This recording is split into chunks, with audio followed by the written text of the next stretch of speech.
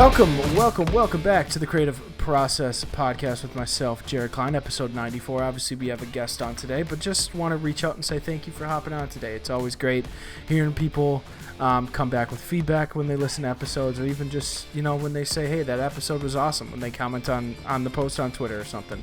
But yeah, thank you for joining us today. Thank you for coming out to episode 94, almost to 100, which is insane. 6 more to go, which is fantastic. But yeah, let's hop in today. Noah, thank you for coming on today and taking the time out of your day to talk to a stranger. How you doing? I'm doing great. Good. I haven't had, at least I don't remember. I don't think I have had someone on recently with Pacific time zone, so I had to adjust a little bit to that when we were scheduling. It was it's only 2 hours, but it shouldn't be that hard to think about my time when it comes to scheduling for your time. I don't know why. There's a lot of mental math that goes into it. I mean, calling family, I'm from the East Coast, so calling family back home, it's like you have to do this. Oh, I leave work at 5:30. Are they still going to be up? Or right? What's mom and dad doing? It's all this mental gymnastics. Right. So why don't you just jump into introducing yourself, letting people know who you are, for the people that don't know who you are, and then we'll kind of get into everything. Sure. Well, again, thank you for having me on. This is lovely. 94 is pretty fitting because, I mean, you flip it backwards, it's 49. So it's pretty good. I appreciate that. So, yeah, I've told this story like a billion times now. But I think this is kind of where the journey began. So when I was around 11 to 12 years old, I went to temple one day because I'm Jewish. And I think it was around like one of the major high holidays. I think it was Rosh Hashanah or something. And I was in my suit, all done up with mom, dad, my sister, and we were all there. And I had my little iPod. And I asked my mom, like I kind of begged of her, like, this service is so boring. Can I please just use my iPod? Like, I'll do anything. And she goes, yes, but like do it under your jacket. Like make sure nobody. I was like, okay, sounds good. So I took this picture of then linebackers for the 49ers, Navarro Bowman and Patrick Willis, which kind of full circle now. Mm-hmm. And I took this picture, put it into this iPhone app or iPod app or whatever, and I turned up all the settings, like saturation, exposure, contrast. It looked like garbage by the end, but I thought it was really neat that you could do that to pictures and manipulate things. And I always wanted to work in sports. I had this interest in it. So kind of going from there, this passion elevated. It just kept going. Instead of when kids were hanging out in high school, going to parties and stuff, I'd be in my room kind of thinking about what's next, what kind of design I want. And a lot of them were fan graphics. It's just athletes I was a fan of.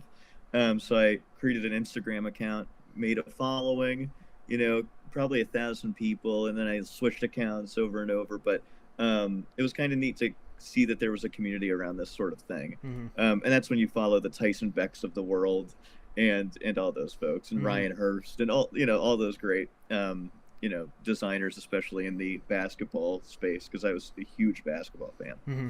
So kept doing that, gaining these followers. And then one day, I think it was like early high school, my mom got me a MacBook Air. So I took like a 13-inch MacBook Air, the smallest possible computer. And it's like thin as like some pizza slices, Mm-hmm. So you're working on it and you're kind of just having fun. And essentially I got to a point where it was taking over. It was like too much. And I said to all my followers one day, I said something along the lines of this is kind of interrupting my social life. And it's getting really difficult to balance both. So I said goodbye. Thank you for following. I'll see you in the next life, kind of thing. Right. And so, not 15 minutes after that, his name is Doug Cross. He was one of the recruiting advisors for West Virginia University's football program.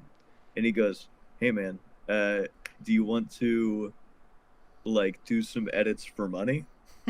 And if you're not completely done, would you like to try it out? Obviously, we know kind of the fleecing that goes on and using high schoolers to do your designs for you and whatever. Mm-hmm. Free opportunities. It's a great opportunity, whatever. But I was like, all those like big, oh yeah, attractive words get tossed towards you. yeah, great experience.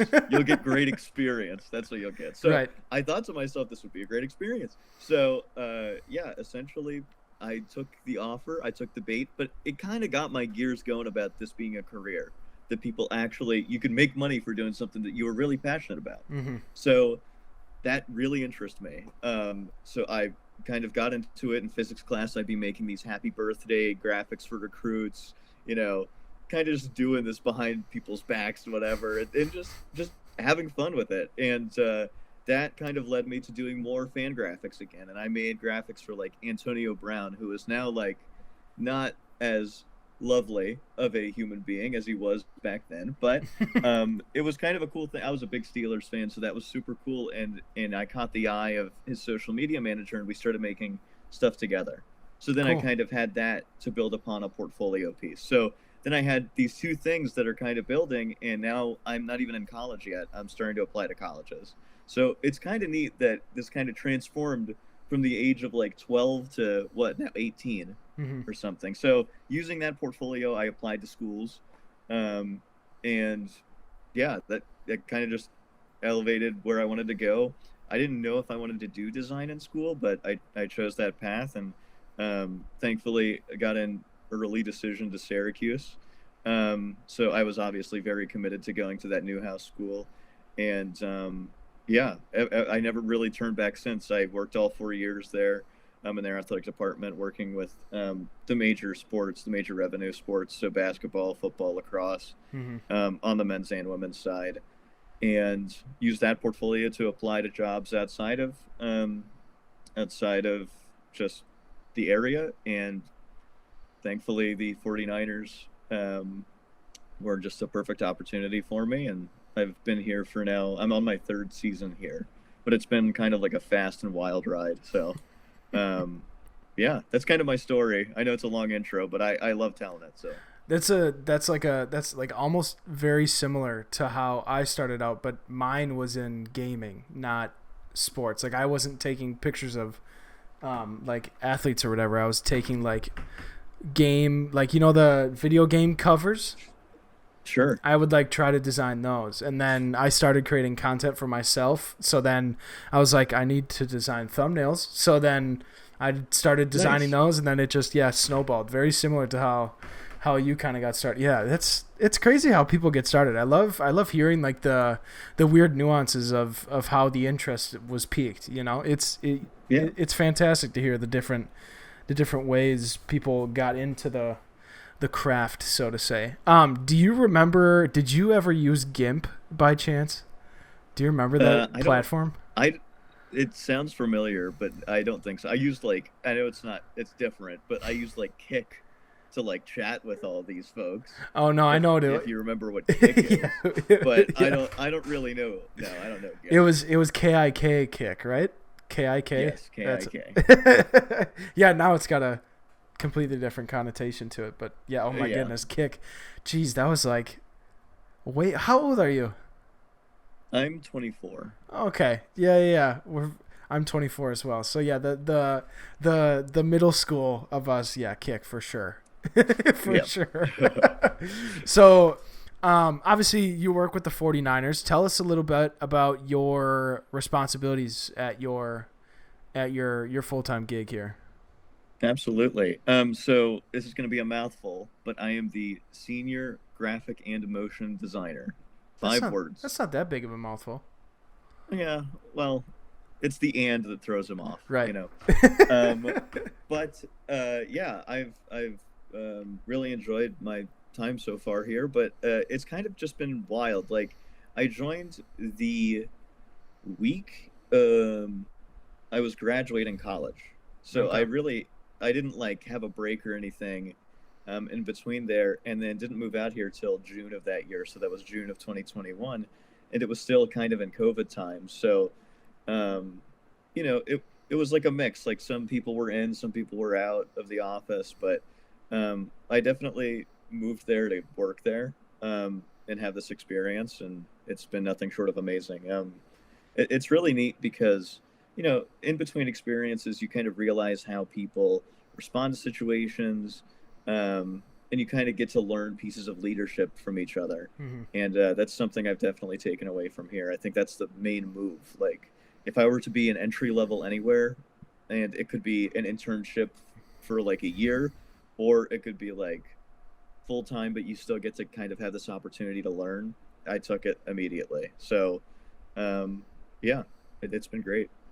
Fantastic. Yeah, I mean, the seeing the work not only just on your portfolio, but especially being able to follow you a little bit more as the start of this season comes out, and everything like the stuff that you guys have been producing over there. I mean, it's the 49ers. You can't really go wrong with maroon and gold, and that color palette. But the stuff that you guys have been producing, not only the graphic side, but also the video and motion side, it's been fantastic to see, week in and week out, as like the past few seasons has gone by.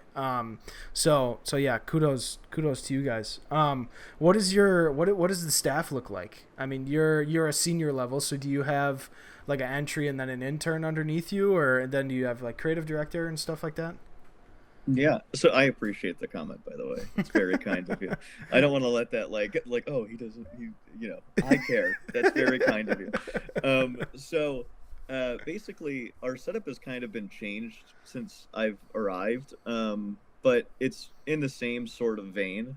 So basically, at the start of the year, and this is normally how it is, we had a creative director who is almost like a director of design, position, but creative director oversees a manager of graphic design who oversees, senior or entry level full-time designers, and then an intern. Since then, we've had kind of like a shuffle, but now there is myself, the senior, working with the creative director, and then I have an intern, who helps with responsibilities, a graphic design intern, and then we have an entry level that just got hired on for that manager position. So it wasn't necessarily backfilled; it was just replaced with an entry level position. Okay. So that's kind of the setup, but it's 4 people working our butts off, and what's cool about it is that like 2 of that group is from the Bay and 2 are transplants. So it's kind of neat to like get all this energy and put it into the design and kind of soak it up, because it is really neat to be here. But yeah, that's kind of the baseline structure of what we're looking at. Okay. Yeah, one of my buddies that I worked with at my job prior to the one where I'm currently, he moved out. He got a job with the San Jose Earthquakes. And it's pretty close. Like, that's relative Bay Area, correct? Oh, that's like maybe 15 minutes away from where I sit at this moment. Okay, so it is Bay Area. Yeah, and he can't say anything bad about the area. He loves it out there. The only bad thing, I mean, you mentioned this before we started recording, was the rent. That's the one thing that doesn't really fit him too well. Yeah, but like we also said, I pay for nice weather, right? And doesn't have necessarily a price tag on it, except it kind of does. So. Right, it kind of does. It's a trade-off. Within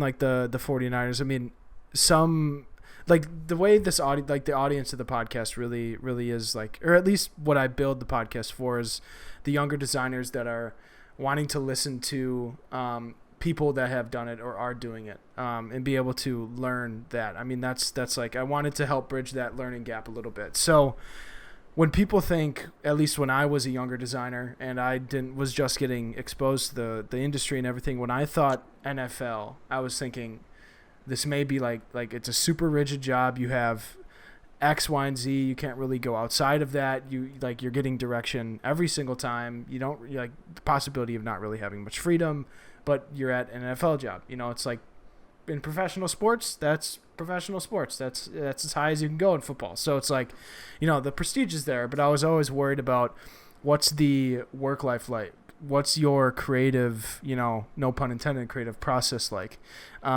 So, I mean, you kind of, I asked you earlier today in Twitter DMs, what you were wanting to talk about and, stuff like that, if anything came to mind. And you talked about, you jotted down the environment of learning within everything, within your cohort. And also, some design things we'll get into later, but mainly that environment of learning, you added no dumb questions exist. I think this is a huge thing, especially for younger designers. We've talked about it on this podcast before, about ask as many questions. We've had a couple episodes solely, talked about mentors and directing questions towards someone you look up to and, getting that connection.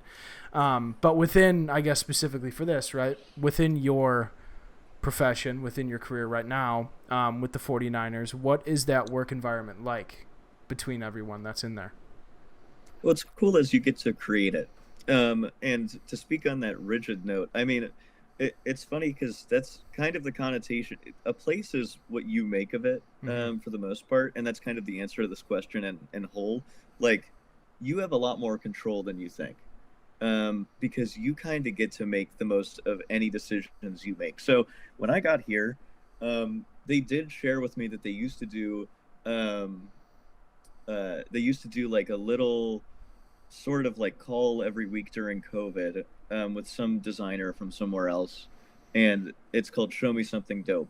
And it's just a conversation between the 49ers design team and somebody else, some outsider or an inside team member who's showing you something interesting. So, you have that baseline idea of sharing when I first got here.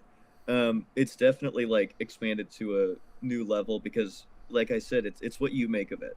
So I made sure that was a priority of mine because my long-term goal, which might be different than a lot of people's, is to be a professor of design. That's my long-term goal. So one day in the future, maybe hopefully nearer than further, but that's the idea. And so knowing that, I kind of get to control my own destiny here. And I basically set up Photoshop Thursdays. So this was a thing that we did in the off season. So we had members from our marketing team and surrounding teams attend, maybe like 5 to 6 people a time, sometimes 10. But I would put together a slideshow and we'd all talk through how to design. And what's cool is, as much as I want to be like hands on the computer and fix everything you're doing, which it is really hard to stop doing that. So I do recognize that. As much as I want to do that, it's good. It's a good lesson for me too, to like take a step back and let people create. So basically I'd show them a graphic that we made with all the tools. So you'd say, today we're going to, learn select subject.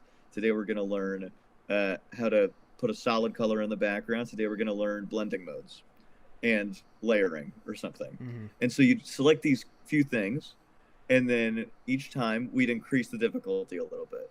We're not increase the difficulty necessarily, learn new steps, learn more things. So by doing that, whoever attended each week, you'd gain so much knowledge just by osmosis, just by like, oh yeah, we did that last week. Oh, I'm good. Like, then you kind of skip that step that was really difficult for you last week, and we can move on. So it's really neat. All the designs turned out great, but it's one of those things that you have to create /foster a community of learning, if that's your intended thing, if that's what your goal is. So it's been really important to us and how we create that. And yeah, that's my main story on that one. But it's definitely, there's no, like I said, no dumb questions, no bad ideas. Everybody is learning things.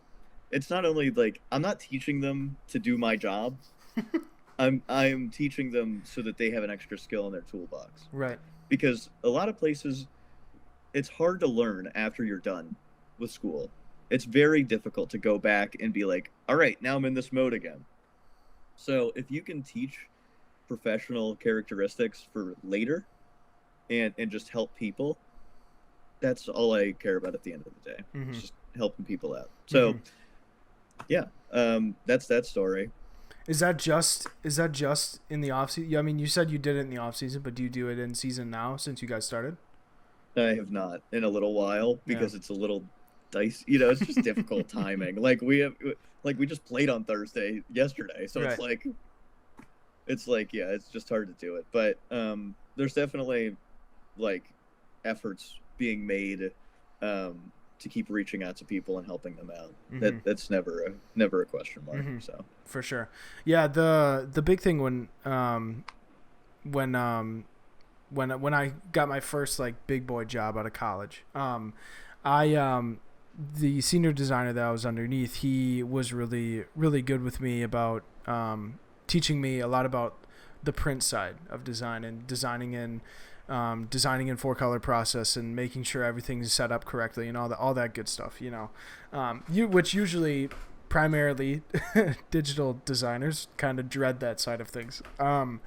But yeah, like that whole learning aspect of things, it was tough. I like how you said that. It was tough to kind of get back into, because I wanted to jump in and I just wanted to go. I wanted to, do what I knew I was doing. I was doing well, do what I, was getting tasked, and then I would come to it and I'd be like, oh shit, I don't know how to do that. So that I had to go into a completely new frame of mind and, really get used to, asking him those questions about X, Y, and Z, whatever the case may be. With that though, like I really wish, looking back on it, there was something similar to what you did. That's a great idea. Like being able to dedicate. I don't know why I said constitute, but dedicate time out of a week to, to switch on that learning cap and, put your mind to something that, you're dedicated about learning more of. And especially for people that, may not be, I mean, you were doing it since you were 12.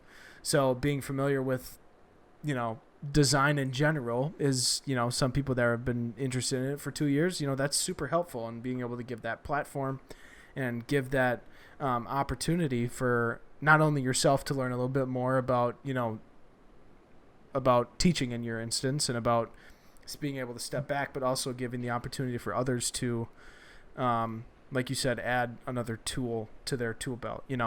I wish we would have done something like that, but the essence of minor leagues, that's where I started. The essence of minor league baseball, it's go, go, go, no matter when you are.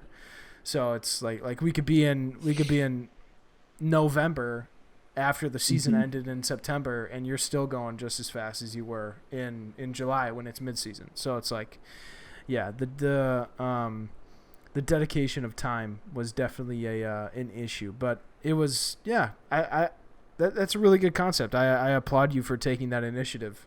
That's awesome to hear about. Yeah, no, it's good. Like it's really hard to challenge yourself, but I've always been really into challenging myself. Like in moderation. I'm not gonna like, Right. like do it too much to like hurt my own, ego or whatever strategy that I got going on. But it is like every time anybody showed up, it'd be admirable. But this is not like a one-off.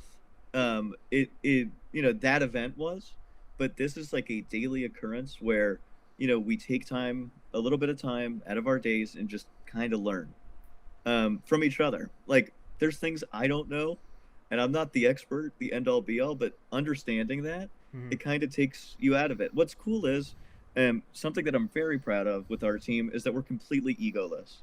Like there's no like, damn, like my graphic didn't get posted, or like why did they do that, or what, like none of that. There's none of that, and it's very rare to find that, but it's hard to like not care and be like really into it.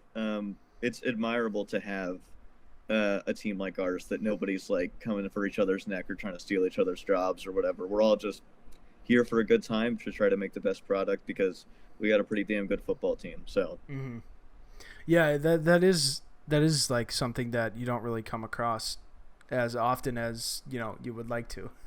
the whole like, I mean, obviously you're in it together, but like the whole like super dedication to that aspect of like everyone's got a role, do what you're responsible for, and that type of thing. It's mostly you usually have, at least in my experience, it's always been like one apple where it just ruins it for everyone. and it's just a Yeah. bad experience. No, I've been a part of it. I've been a part of that world. Like, I was not going to let that happen when I move across the country and take a risk like this. Like, that's not a part of a team I want to be a part of. But Hmm. with that being said, we're not that, and I'm really proud of that. I am. Awesome. So a little bit into what you guys have been constructing for this season, getting to the development of, all the creative and everything. I mean, you're in the Bay Area. You say it's an exciting area. What kind of inspiration, like, is it just the energy of the area, or is it just kind of 49ers history, or, going into developing that creative, if you don't mind? Yeah, absolutely. So we've had now it's been here for, this is the fourth season of Faithful to the Bay. It is our overarching brand concept, that it's kind of a campaign, if you will, Mm-hmm. that is kind of representative of the area. So uh, it all started with our fandom being known as the Faithful. And there used to be a campaign that was called Faithful Then, Faithful Now. And that kind of brought on, and this was in 2017-ish times, 2018, that kind of brought along the connotation that if you liked us when we were good, you should like us when we're bad.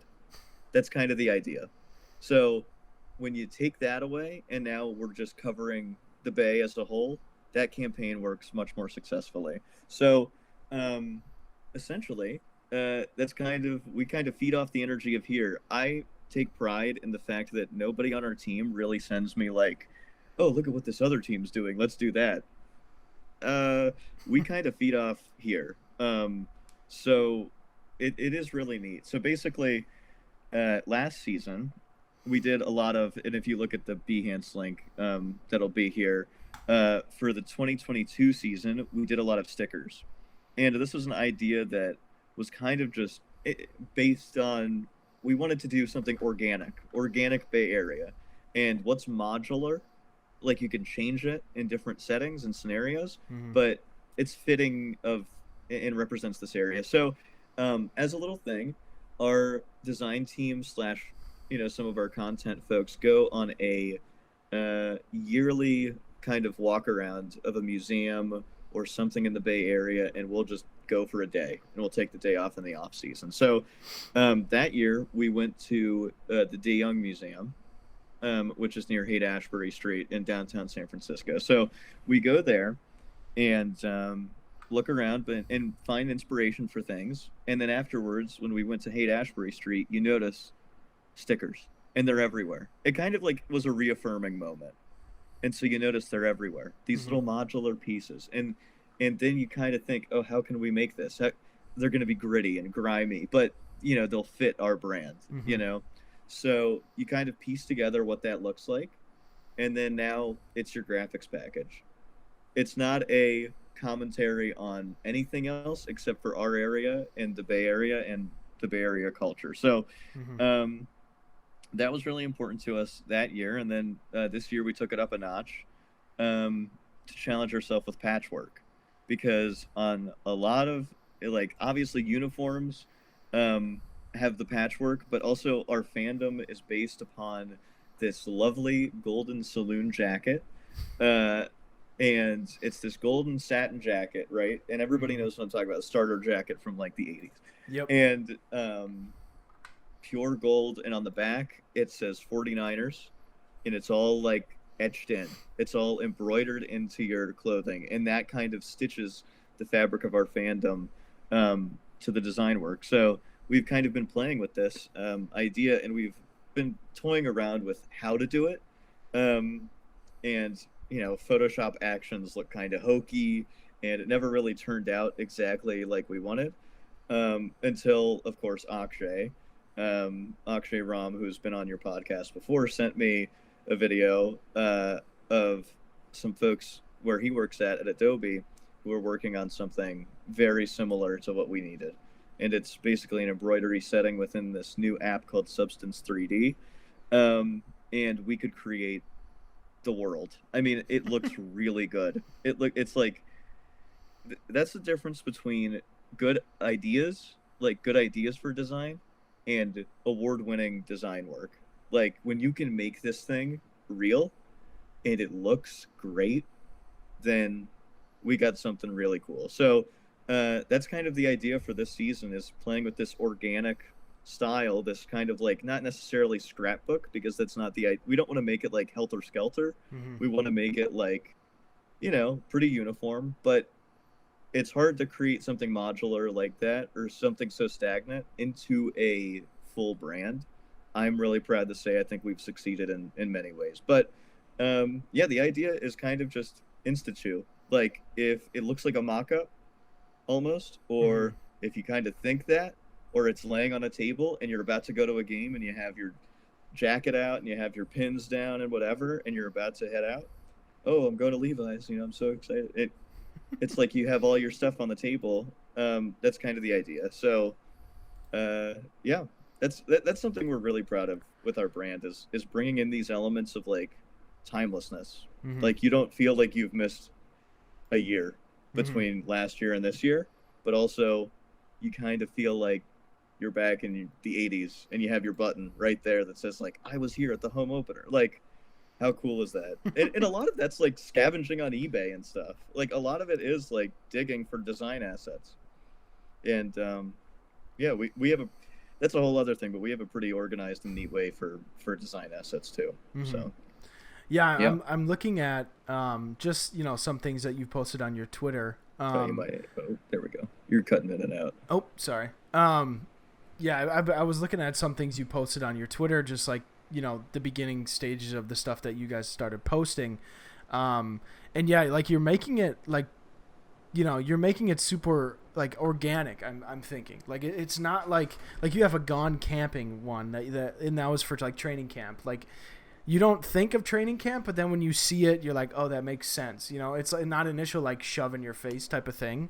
So like when you see, at least with me, when I see a design element like that like looks real, that like usually it's super cliche, and it's like, oh, they just tossed it on there, it doesn't really make sense. But it's like, now, like, at least when I look at your stuff, I would say I agree with you in the assessment of like shelling out the brand when it comes to using these patch elements. I think it looks fantastic. When, like, do you have expectations of this altering a little bit as the season goes on, or are you guys just kind of like, you fully set it up already? What's kind of your process when that comes to things? Because I know, as the season goes on, you may come into some things you're like, yeah, this really doesn't look as good as I thought it was going to look, and then you got to pivot sometimes. Yeah, so obviously, barring anything crazy, like we'll change, what patchwork is involved. Last night was Latino Heritage Night at our game for that Thursday Night Football at home opener, and I made within Substance 3D a Latino Heritage patch from a vector logo, and it looks like it's real, which is the whole point. But yeah, I think like playing with elements of what it is, yes. Messing with the fabric of the fact that we do it, I don't think that'll change for a little bit. So what's cool is there's like, people have asked us several times, like, where can I get that? And that's the neatest thing, because you think it's real. Right. Because you think it's real. But the idea is to eventually get these all printed out, and fans can come to the team store and go get them, and that's the idea. So that'd be really cool. Like I said, that changes, like, oh, cool idea, like, to award-winning design. Like, this is something I can hold and have forever. So yeah, that's the idea, is that this will be physical and you can go and grab it. But for each game, what's cool is, like, every season, our design team kind of takes ownership. Like, a designer will do this game day graphic or whatever, make it up. But this season, each of our designers, like, including myself, like, we'll each take a turn at different games.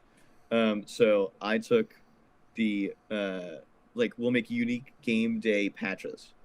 So it's almost like a pin, like when people go to games and pick up pins and collect them. So I created the Pittsburgh one because I'm from Pittsburgh. So I kind of took ownership of that one. And I was like, I made this idea like months and months ago. I was like, let me just try it. And then you look at it for so long and you're like, is this garbage? Mm-hmm. But no, it actually turned out really well. But yeah, each of our designs. So this past weekend, our creative director made it, and this past weekend it was kind of a papel flag, sort of homage to Latino heritage. And then the prior weekend was a what do you call this, license plate with BLA on it, because it was kind of the California mashup. And then that weekend before was the one I made for Pittsburgh that includes the Roberto Clemente Bridge and the Golden Gate Bridge. So it's kind of these like not really forward design, like straight in your face, but it is something timeless. That's the idea. So yeah, it's a really exciting project, and the idea is that you'll have at the end a graphic with all of them stacked on top of each other.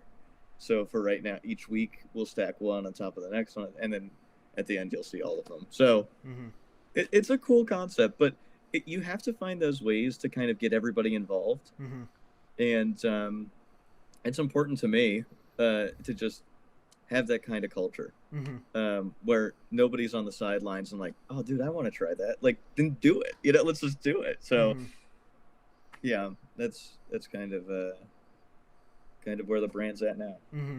Yeah, I'm curious to see. Like, I'm always curious. Like, I've been doing this for multiple sports, but looking at like their game one, or they're like week one, even like you for football, obviously training camp, and for baseball, it's like spring training, right? You know, looking at the earliest thing of, you know, player coverage or game coverage from, you know, the beginning of the season to the end of the season, you know, kind of seeing, I like seeing that process and seeing how things have possibly morphed, or as time has gone on, the different variations of, you know, layouts, compositions, different use of type, different use of, you know, different graphical elements, and connecting to this, that, and the other thing. You know, it's super intriguing. When can you, I'm just curious, this is kind of maybe a slightly off topic thing, but like, when can you add like current creative to your portfolio? Like, would you be able to add things now, or do you have to wait till the season's done? Usually I wait until the season's done, but like if it's like a week, right, or a really like let's say it's like Pro Bowl vote, and we had a really good idea and concept for that, we'll probably package it and make something. But usually it's like, here's the whole season at a glance. So right, okay. Yeah, I was just curious about that because, I mean, obviously your portfolio doesn't have it on there yet, but yeah, I was curious. If people want to see it, just go on Noah's Twitter, or go on the San Francisco 49ers Twitter. It's all there. And it's, yeah. I promise you it's real. I just saw this, the Giants 49ers, the Latino one, the home opener, game day graphic. That is cool. The concept of the patches stacking. That's very unique. I love that. I love that a lot. And it's not sports. It's it's not not sports design. It's like, it's like, I went to school for design. Like, that's kind of like what going to school for design, working for a sports team looks like. Like, you want it to be good design first, and then like communicate. It's both. It goes hand in hand, but you want it to be a really good communicative, informational design without sacrificing style or aesthetic. That's the goal. That's the goal. Do you guys still use the old helmet because you still want to like pay homage to like old 49ers? We use the old helmet. Yesterday we played in our throwbacks. So that makes sense. that's our.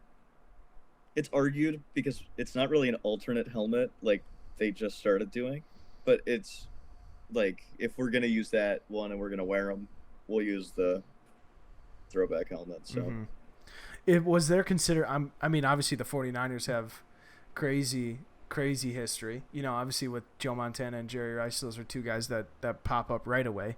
But like, was there consideration in 49er history, or was it just like, let's just go all out for the Bay Area? In consideration of like when just, you know, developing, again, developing creative for this year? Like, was there even like talks about, I mean, you are the 49ers, so the history is just naturally built in there, but like, was there any hint, like, did you want to include an element because you wanted to, pay homage back to, whenever, just that's curious the about idea. that. So the idea is always to include history in any way we can, Mm-hmm. but understanding that we have probably the most talented roster in football right now, we got enough at our disposal. We don't have to like hint back there Right. if we don't have to. Right. So Yeah. that's kind of the idea. We have a pretty good roster, so we'll use some of these amazing guys that we got on here for now.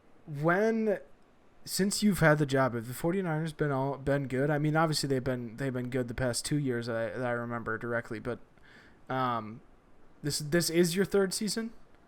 Yep. So they have been good since you've gotten the job. Yeah. Well, thank goodness. Let's keep it that way. Well, we have to get over a few humps first, but yeah, they've been pretty talented. I mean, I've worked for bad teams before, so it's like it is hard. It's very unmotivating to be in that situation and just to keep working and to keep going. But with that being said, it does kind of provide neat opportunities. So while you're on the top of the mountain, I don't want to think about the bottom. I think we're doing a really good job, and our roster's super stacked. So it really does help with promoting. Like sometimes we don't even know who to put on the graphic because there's so many guys that you could choose from. Like you could choose any guy on the 53 man, and it's like they just want to see one of our players. So it is a really fortunate situation. For sure. Yeah, it's like I can only imagine like designing for a team that isn't playing well. It's like, I mean, especially like in collegiate sports, it's different, but like in professional sports, if you're not playing well and it's been a string of seasons where you're not playing well, it's very hard to like you want to design something cool, but especially like as a designer, you put something, like your stuff gets posted and all the comments are about how they should fire a head coach or shit like that. Oh yeah, we've kind of reached different points, like sign Bosa, like that's the only comment. Sign Bosa, extend Debo, whatever, and it's like, dude, this is totally different. Like This is training camp content. This is not anything to like look at. So I don't know. Yeah. It's like Jeff Simpson thinks the GM is gonna see his comment on Twitter and be like, you know what? That's a great idea. Thanks for that, Jeff. Really appreciate it. No, it is funny though, because I remember our we had some meeting prior.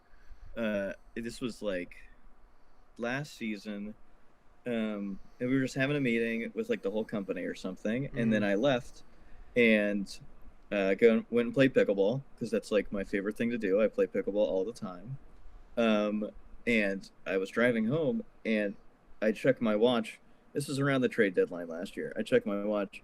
Ding, 49ers trade for Christian McCaffrey, and I was like, see, like people think we have insider knowledge or whatever. Like Ian Rappaport is my insider. Like Adam Schefter, they are like the guys in my ear because they've already announced it. So now I have to do it. So it is kind of funny in that way. Like it's no Jeff Simpson annoying the GM, but it is kind of a funny string of thought. Yeah, for sure. Oh my goodness. Well, man, I appreciate you taking the time out of your day to hop on and talk shop and a little bit about your into right now and about your career.